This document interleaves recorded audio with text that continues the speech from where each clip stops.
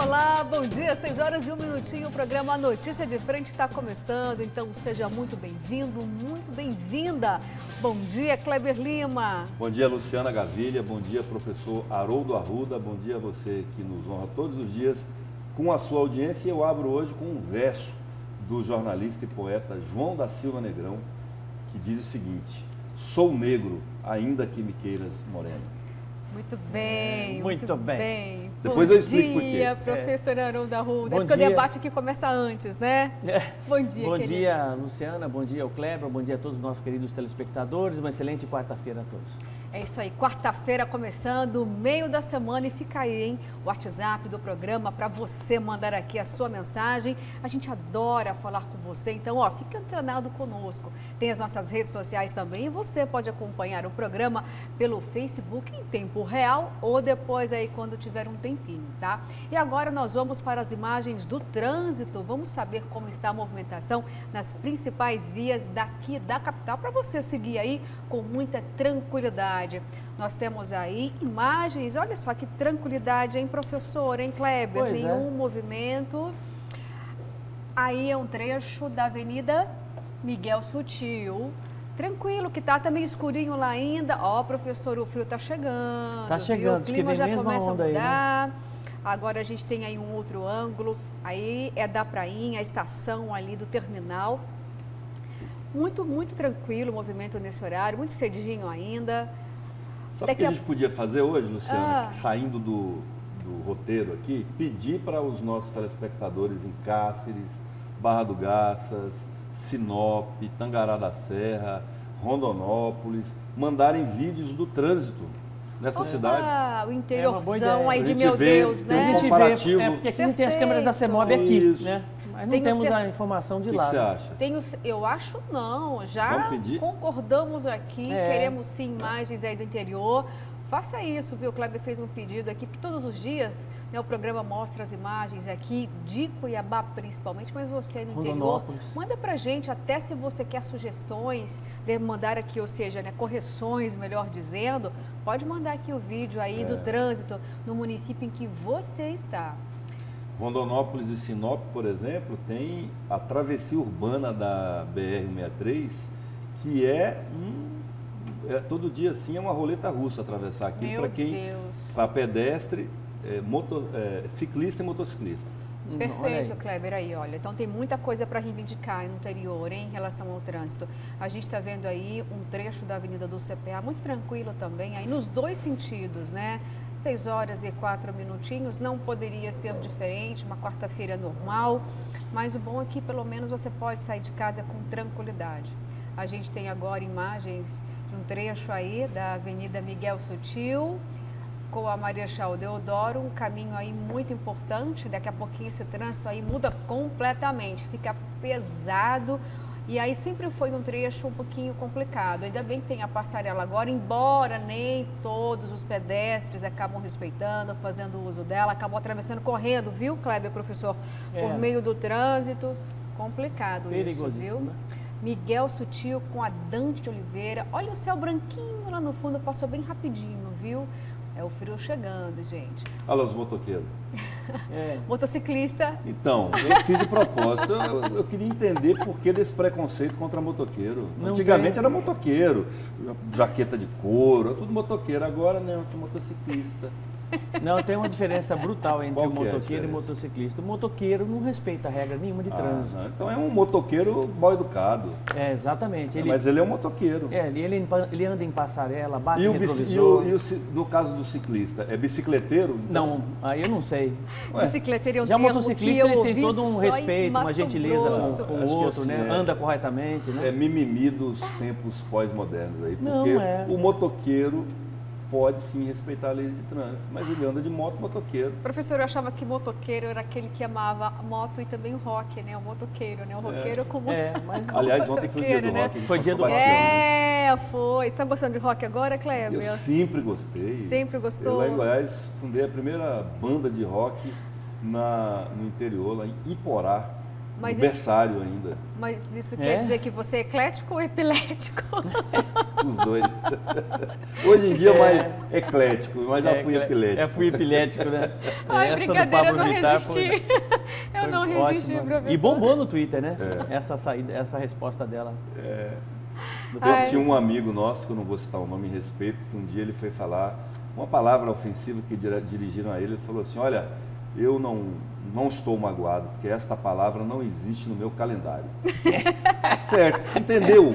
A comunicação é isso, é o outro entender o que você falou. Tem que entender. Se entendeu, se completou, e receptor, né? Exatamente. Ai, meu Deus do céu, olha só, gente.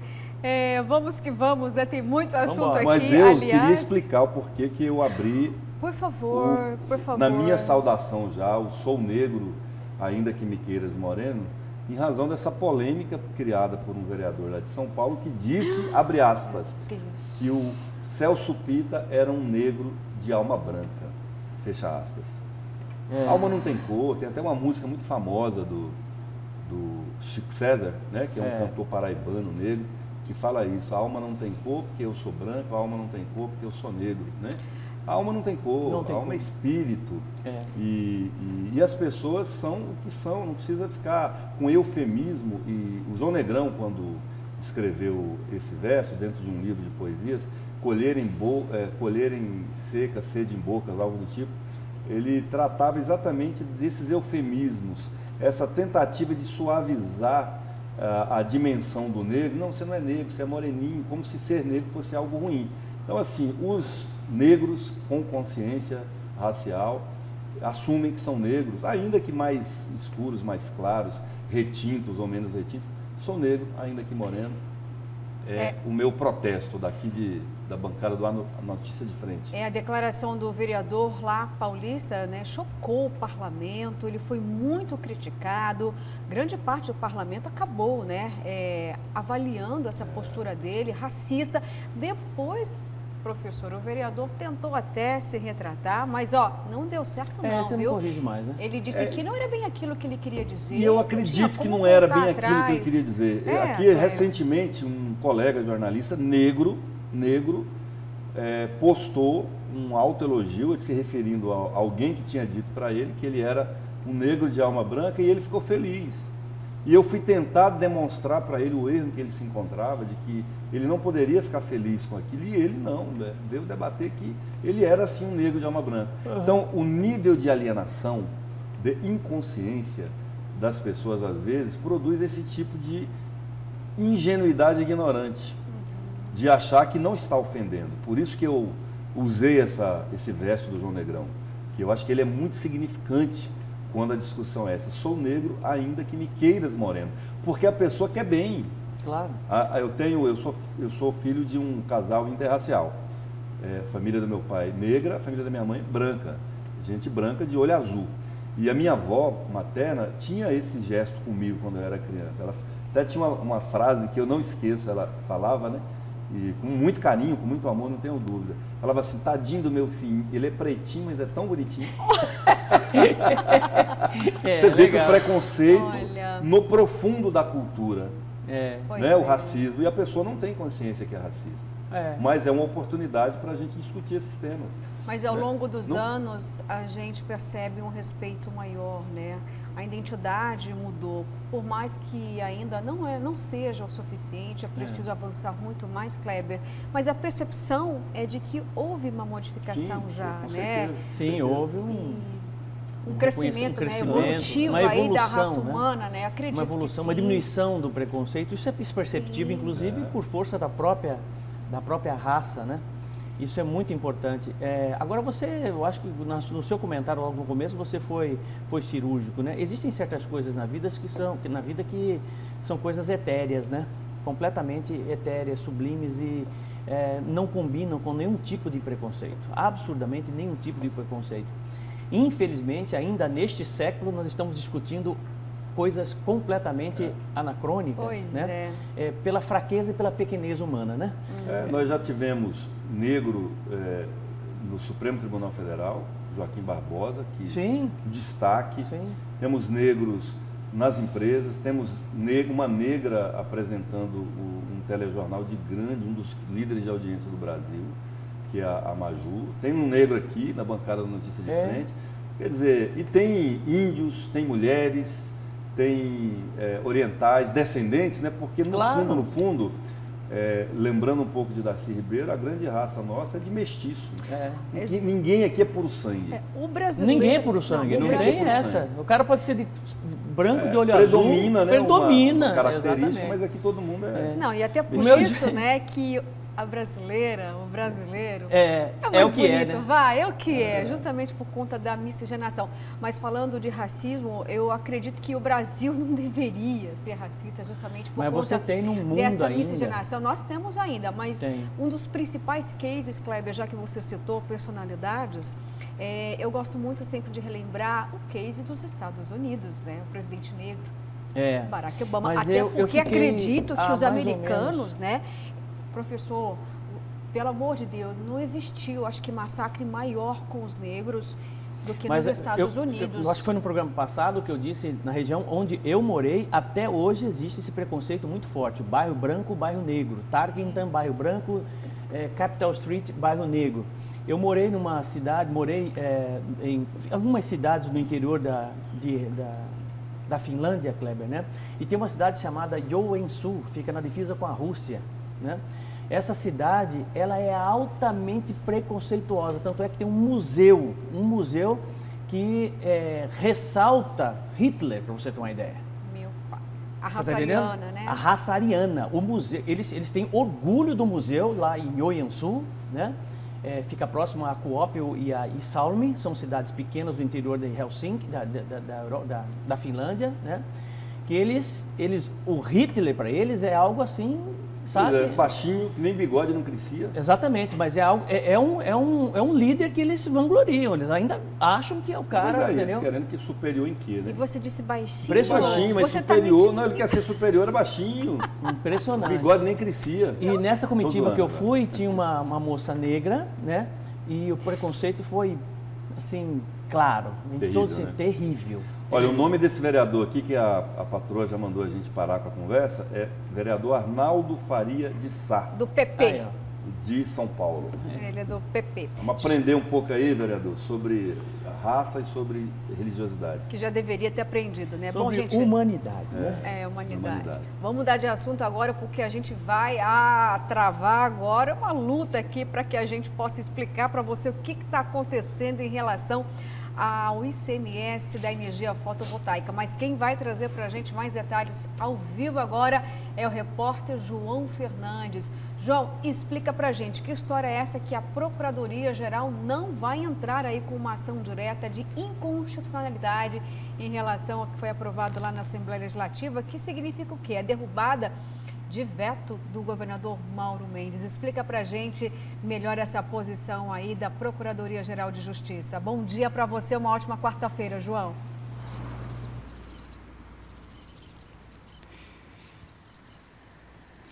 Assunto polêmico, viu, Luciana? Uma ótima quarta-feira para você também. Bom dia para você, Kleber, professor Haroldo, para quem está em casa, uma excelente quarta-feira, minha equipe aqui também, Valdeir Moraes, o Tarcísio, tanto é de tão polêmica essa história, essa discussão toda que o Ministério Público do Estado aqui de Mato Grosso acabou entrando nessa discussão toda, né, para poder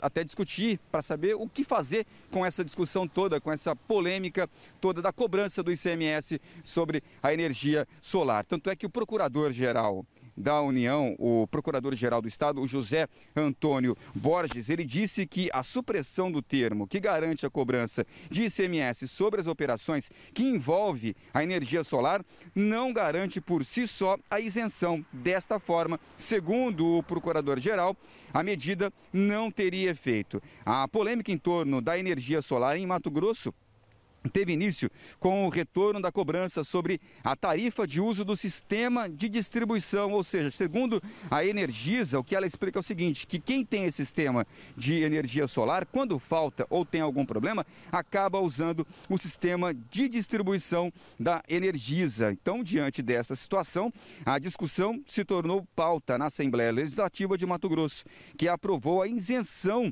da tributação. Contudo, a medida foi vetada pelo governador e retornou então à Casa de Leis, que promulgou a normativa.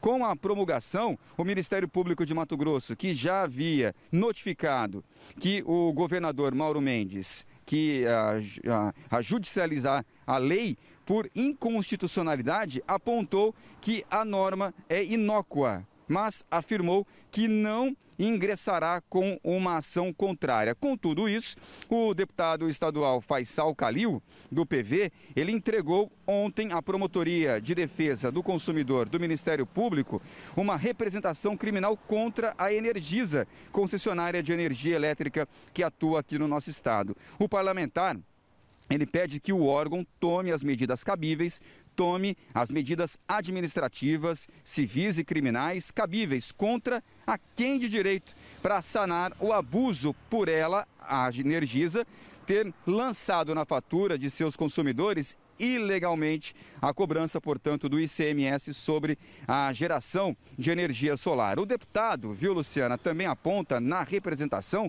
que a Energisa não especificou ou discriminou a fórmula utilizada para descontar do consumidor a quantia de 16 centavos por quilowatt-hora produzido e injetado na rede de distribuição, ferindo assim, segundo o deputado, o Código de Defesa do Consumidor. Ainda, segundo o deputado Faisal, a Energisa teria cometido, em tese, o crime previsto no artigo 71 do Código de Defesa do Consumidor.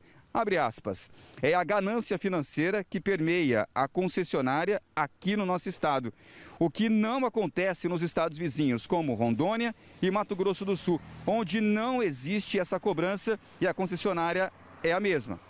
No início do mês de julho, em nota à imprensa, o governo do estado de Mato Grosso afirmou ser favorável à isenção e que não iria judicializar a questão. Todavia, a cobrança permanece, razão pela qual se faz necessária a investigação de possível crime contra o consumidor, fecha aspas, fala do deputado estadual Faisal Kalil. Portanto, uma discussão que continua, uma polêmica sobre essa cobrança, não é, da energia solar, se ela é legal, se ela é ilegal. Então fica essa discussão agora para saber se cobra ou não. Viu, Luciana? Volto contigo. João, obrigada, viu, pelas informações. Daqui a pouco nós voltamos novamente contigo, tá? Bom trabalho aí para você e para toda a sua equipe.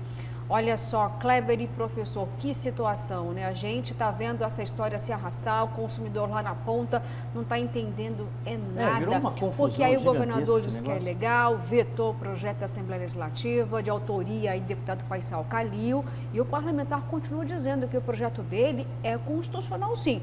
O governador disse que não, aí vem o Ministério Público e diz também que não, e que nem vai entrar com uma ação direta aí, uma ADI, porque não precisa, porque é uma lei que nasceu morta, não teria legalidade, não teria validade.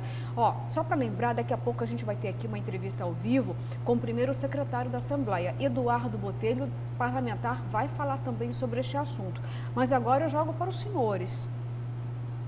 Luciana, só corrigir umas coisinhas assim, essa manifestação de ontem foi do Procurador-Geral de Justiça, que é o chefe do Ministério Público Estadual. Para a gente não ficar nessa dúvida que Procurador de Estado, não, o Ministério Público se manifestando. Em matéria de constitucionalidade, quem atua é diretamente o Procurador-Geral, né? E o que ele está dizendo, num pronunciamento absurdamente confuso, texto, que eu fui buscar esse texto na página do próprio Ministério Público, é um texto assim absurdamente confuso, assim, é um antitexto jornalístico aquilo. Parece que a intenção era confundir e não explicar. Exatamente. Né? O título é claro quando ele diz o seguinte: a lei é inócua, é uma nota de R$3, professor. Entendeu? A Assembleia aprovou uma nota de R$3. Não leva ela na padaria para comprar pão, que você vai passar vergonha, porque ela não vale. O padeiro vai falar assim: não, essa nota não aceito. Não aceito, não conheço o banco. Então é isso que a Assembleia fez, aprovou uma nota de R$3. E o Ministério Público fala, tentando interpretar o juridiquês deles, é o seguinte: a lei do que foi aprovada pela Assembleia, vetada pelo governador, que tinha razão nesse caso, segundo o Ministério Público, de acordo com essa manifestação do Ministério Público, o governo tinha razão quando dizia não é a solução essa lei porque ela é inconstitucional. O que o Ministério Público está agregando agora é que é o seguinte, ela nem chega a ser inconstitucional, porque ela só extrai um trecho de uma outra lei estadual, mas ela não retira a subordinação da lei do Estado ao CONFAS, que é onde reside a discussão, né, de constitucionalidade. Exatamente. Então, assim, aí eles falam, como é uma nota de R$3, eu não vou nem receber. Ou seja, governo, você pode cobrar a TUSD, o imposto sobre a TUSD, que é sobre a tarifa do serviço por aquele excedente que cada um produz. É um negócio complicado e tal, mas a gente já tem um certo consenso em relação a isso. Não é geração, é sobre aquele excedente que cada produtor injeta no sistema e pega de volta. Até o Ministério Público fala assim, é como se ele emprestasse, né? É 16 centavos. E depois pega. E sobre esta operação e sobre esse serviço é que o governo está autorizado a cobrar o ICMS, porque o CONFAS não autoriza a isenção. Para ficar claro, não é o governo que quer, porque quer cobrar, e não se trata, professor, quero esclarecer isso também, embora não seja necessário, porque eu quando falo por consciência ou por equívoco, mas o equivocado acredita no que está falando, né? Então não é por outro interesse, e neste caso, sem nenhum equívoco, simplesmente por compromisso com a verdade, né? Então não tenho aqui procuração e nem interesse de defender nem governo, nem Assembleia. Se eu tiver algum interesse de defender aqui, é o consumidor, que é o público. Mas não é o caso, porque eu estou tentando esclarecer o público para que ele não seja enganado por uma lei que, segundo o Ministério Público, é uma nota de R$3. E eu particularmente acho que é o próprio consumidor, o próprio público, que a médio e longo prazo vai dar solução para esse caso. Eu vou dizer por quê no final da minha fala. Primeiro, eu tenho muita dificuldade, acho muito confuso tudo isso que está acontecendo com relação à taxação do sol, né? Eu acho que tem um cunho político por trás disso também, né? Tem interesses políticos, existem interesses políticos por trás desse também. Existe uma guerra, né, dentro de um mercado altamente lucrativo, porque você faz um enfrentamento direto com as PCHs, e grandes figurões aí no estado do Mato Grosso têm PCHs, né? Investiram alto nisso, né? E claro que a energia fotovoltaica é algo novo, barato e sustentável, né? E é o futuro em todos os sentidos. A minha grande dificuldade com relação à taxação do sol é tentar entender, né, por que eu não consigo achar justo pagar taxas e impostos daquilo que eu produzo, daquilo que eu consumo e daquilo que eu ainda distribuo. Eu produzo, eu consumo e distribuo, sem ganhar absolutamente nada com isso. Eu não estou comercializando absolutamente nada. Eu estou produzindo, consumindo aquilo que eu produzo e ainda distribuo, jogo na rede um excedente para que a rede possa utilizar isso. O que é médio ou longo prazo pode acontecer, né? O que pode acontecer é um colapso do sistema energético aqui no estado do Mato Grosso, em qualquer parte do mundo, porque as pessoas vão começar a colocar baterias estacionárias dentro de casa, num sistema off-grid, ou seja, você tem lá a produção de energia, você não precisa mais da Energisa, corta essa relação com a Energisa, dessa questão toda de utilizar o sistema de distribuição, faz o armazenamento dentro da sua casa de 4, 5 baterias estacionárias, acabou. Agora, vamos para as mensagens, porque você que está em casa está muito bravo, a gente vai continuar falando sobre isso, viu? Mas vamos mostrar aqui o que você está pensando a respeito desse tema tão polêmico. Olha só, bom dia, Luciana. O governador já tem picuinha com o prefeito, mas não está bom agora. Ele quer mais sarna para se coçar, arrumando problemas com a Assembleia, está arrumando para a cabeça. Bom dia, me chamo Edson Júnior. Sobre a Energisa, aqui em Primavera do Leste, eles subiram mais de R$150 na minha fatura, sendo que usei menos que o mês anterior e todos os vizinhos estão reclamando o mesmo. E quando vamos reclamar, eles não fazem nada. Bom dia, meu nome é Keilonei Reines, bom dia. Olha, do que adianta ser um estado muito rico onde os governantes só governam para a minoria ou para defender interesses próprios, já que são os grandes latifundiários. Olha, a população está muito brava, de fato, com essa questão energética. A gente viu até mesmo o ministro de Minas e Energia dizendo que o Brasil está vivendo uma das maiores crises hídricas. E aí você está pagando mais caro da conta justamente porque a gente está na bandeira do patamar mais elevado. Então não adianta economizar, porque essa fatura não vai vir com o menor preço. A situação economizar para não subir tanto, mas adianta. Mas vai subir, né, Kleber? Economizar é bom, é sustentável. É sustentável. Sustentável mesmo energia solar. Isso é sustentável. Não, também é, né? Mas economizar também é, professor. Não vamos também exagerar. Imagina se nós tivéssemos, por exemplo, Kleber, né, uma política energética completamente diferente dessa que nós temos hoje, que é pautada sobretudo em hidroelétricas e termoelétricas, que é muito pior. Se nós tivéssemos investimentos fortíssimos em usinas solares no Brasil todo, por parte do próprio governo federal, governos estaduais, não passaríamos por esse problema de crise de energia nunca nesse país, que é riquíssimo e tem condições plenas de se ter energia por maremotriz, pela 8 mil quilômetros de margem de mar, né? Energia gerada pelo mar, energia gerada pelo vento. O Nordeste é campeão exatamente nisso, na energia eólica, a energia gerada pelo sol, tem tudo para poder, né? pelo lixo, biomassa, tem tudo. Muitas alternativas, professor.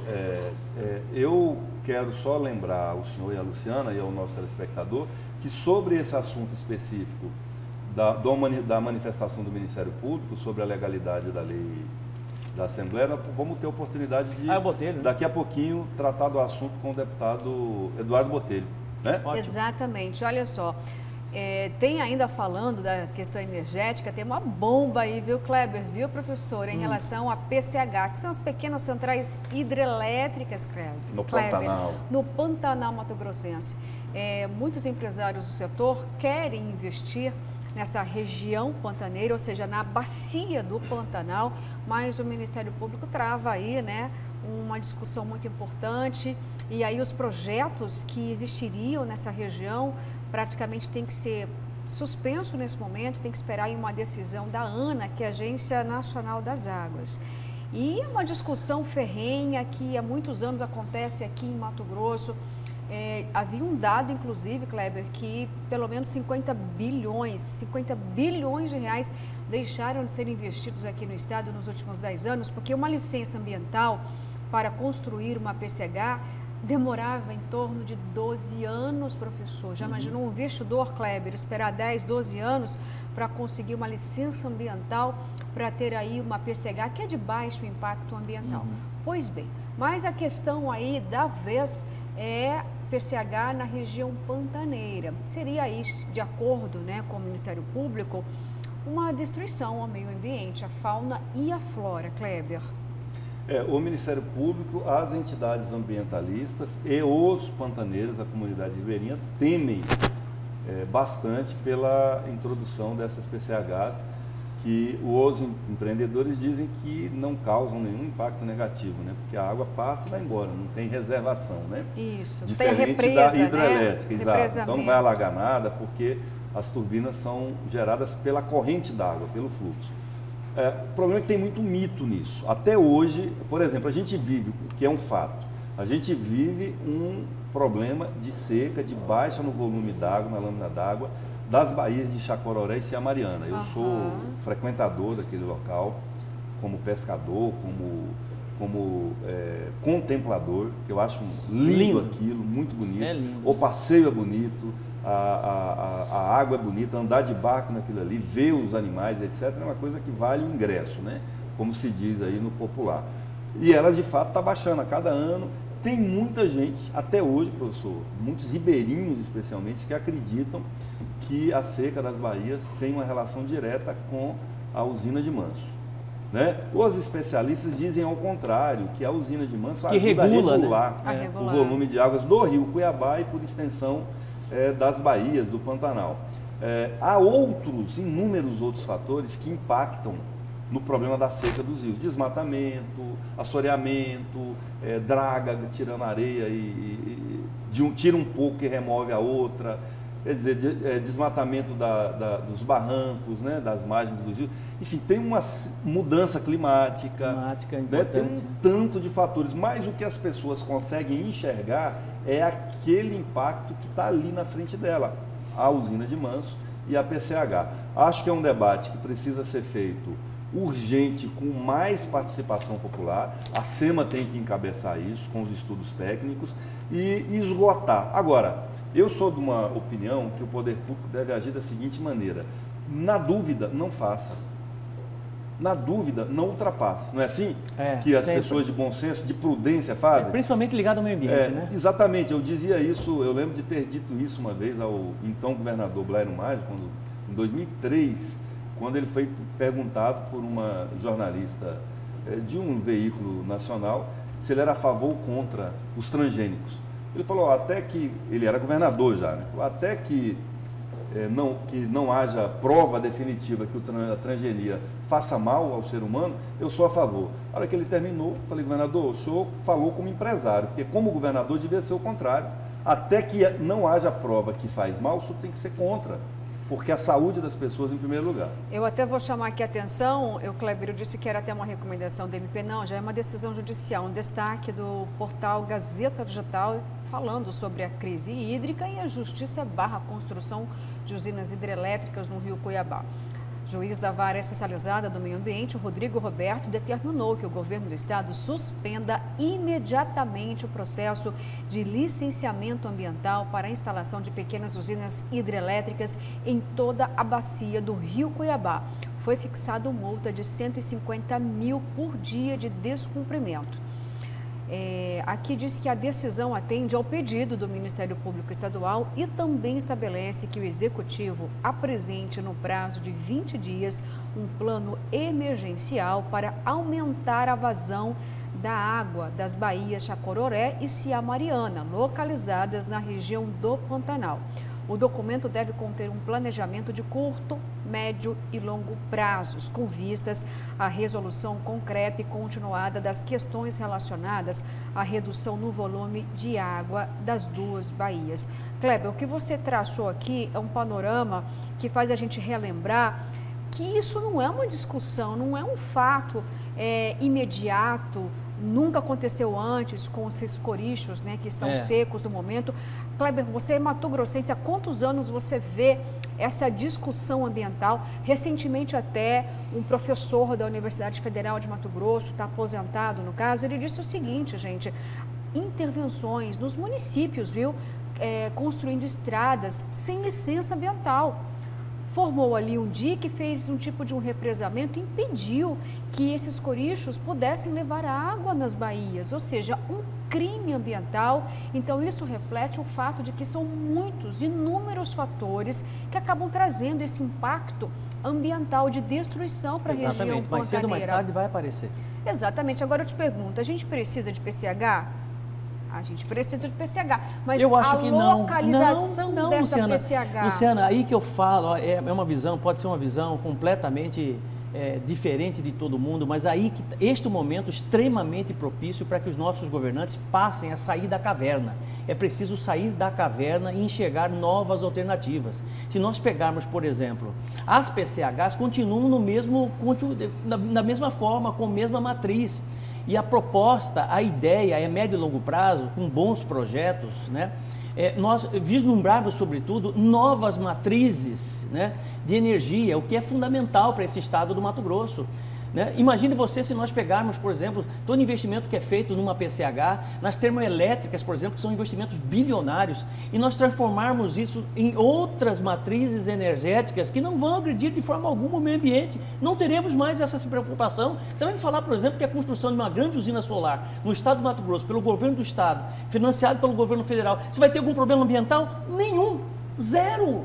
Zero, Kleber, mas os caras não saem da caverna, ficam pensando sempre a mesma coisa, hidrelétrica, termoelétrica. Claro, porque por trás disso tem muito dinheiro, investir em PCHs é uma coisa maravilhosa para quem investe, ganha-se muito dinheiro, tá entendendo? E geralmente quem tem o poder da caneta para poder mudar essa visão, né, tá dentro do esquema, faz parte do esquema, ganha dinheiro com isso. Você tá entendendo? Então, e a sociedade fica aí olhando, achando que é isso que é o bom, e não é. E não, mas quando eu trouxe essa questão de sair da caverna, eu estou trazendo exatamente o mito da caverna de Platão. É preciso que as pessoas observem uma outra alternativa. E esta outra alternativa é muito mais sustentável, muito mais inteligente e projeta o Estado para o futuro. Observe o mundo, observe a Alemanha, Estados Unidos, Canadá, Rússia, o Japão, China. Observem a Cidade Sol no Japão, como é que foi feito, como é que ela foi transformada. Tá entendendo? E a gente fica nessa cabecinha pequena, rapaz, nessa coisa minúscula, sabe? PCH, hidrelétrica, termoelétrica. Vamos economizar, economiza aqui, economiza ali. Isso para mim, olha, é uma pobreza de inteligência, entendeu? Porque realmente falta iniciativa para a gente mudar essa realidade. E isso só vai mudar com os nossos governantes. Eu penso dessa forma. Então, posso professor... ser assim, fora do quadrado, mas é a maneira que eu penso. Sim, mas entre ter uma PCH, Kleber, e professor, e termoelétrica, poxa, o que o Congresso acabou de fazer recentemente? Não foi a privatização? E aí, com a permissão de instalação de usinas a carvão, poluente, mais cara.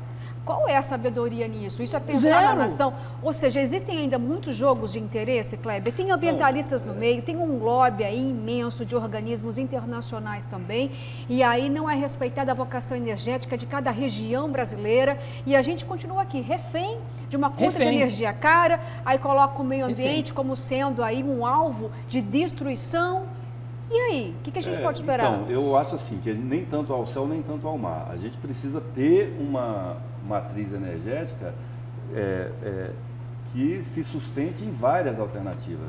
É óbvio que essas novas fontes de geração de energia são muito bem-vindas, estão se tornando mais acessíveis, né?